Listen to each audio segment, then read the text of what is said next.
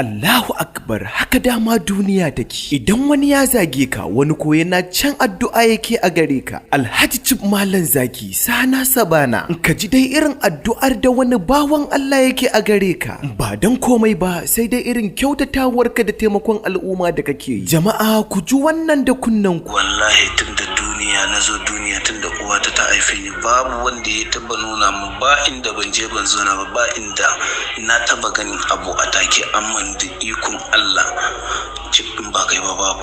Ya ubangiji ina roƙon ka dan darajar zatin ka, ya Allah ka karawa bawan Allah nan basira fiye da wanda yake takama da shi a yanzu. Kuma ya Allah ka kara haskaka tauraron sa duk inda ya shiga, yadda ake faɗa masa ya Allah ka sake jaddadawa bayin ka mu kenan.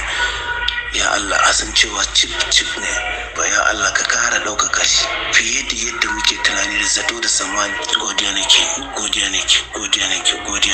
To jama'a, kun dai ji da kunnen ku irin shaidar da Malam Zaki ke samu a wajen jama'a daban-daban, da kuma addu'ar fatan alkhairi. Idan Allah ya wanke ka, babu dan adam din da ya isa ya bata ka. Ku dai ku kiyaye kuma ku hankalta da cewa wane ne Malam Zaki a social media. Kada wani ya kira ku ya ce shine Malam Zaki ba da wannan lambobi ba: 0242708068 ko kuma 02444828816 ko kuma 0244058414 ko kuma 02441305550. Wannan su ne lambobin Chief Malam Zaki.